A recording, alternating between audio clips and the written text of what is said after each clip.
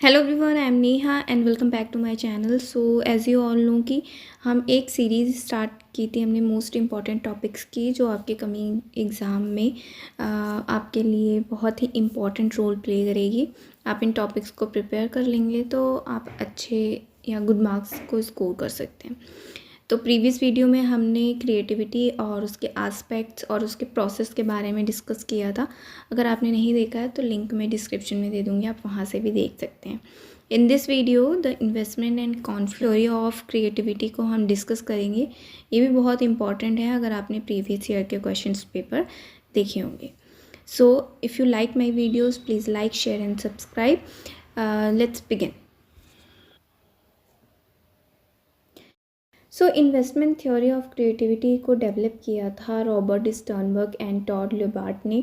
इन्होंने कहा था, इनका जो इस थ्योरी का सेंट्रल आइडिया था buying low and selling high.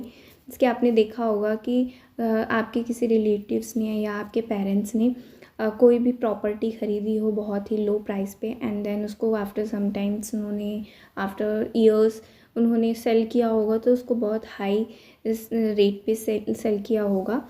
तो ये जो इन्वेस्टमेंट थ्योरी है इसी पे बेस्ड है, buying low and selling high.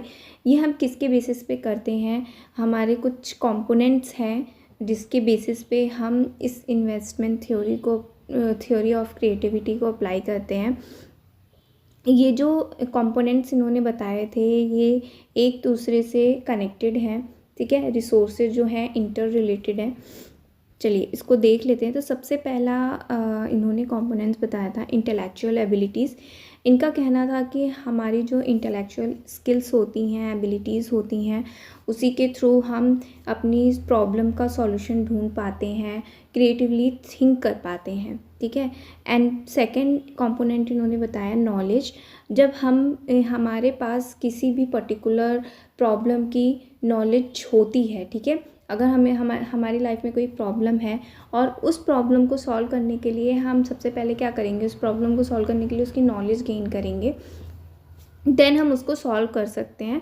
तो नॉलेज भी बहुत ही इम्पॉर्टेंट रोल प्ले करता है। थर्ड है थिंकिंग स्टाइल कि आप किस तरीके से कन्वेंशनली वेज में थिंक कर रहे हैं अपने प्रॉब्लम को सॉल्व करने के लिए, किस तरीके की थिंकिंग स्टाइल से आप अपनी प्रॉब्लम को सॉल्व कर रहे हो, और जो भी स्किल्स अवेलेबल हैं उसके बेसिस पे आप डिसीजन ले रहे हैं, ठीक है। तो ये भी बहुत इंपॉर्टेंट रोल प्ले करता है थिंकिंग स्टाइल्स कंपोनेंट।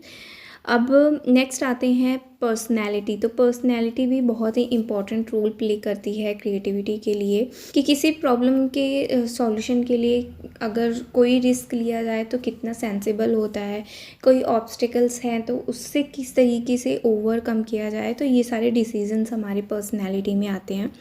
मोटिवेशन भी बहुत इम्पॉर्टेंट रोल प्ले करता है, जो एक नॉवेल और क्रिएटिविटी को आइडियाज़ को एनहेंस करने में हेल्प करता है।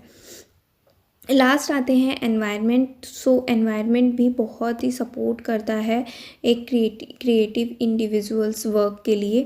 ओके, आई होप ये जो पॉइंट्स हैं आपको क्लियर हो गई हैं। बहुत इजी है, आप इजीली अपने एग्ज़ाम में आप इसको विद डायग्राम एक्सप्लेन कर सकते हैं।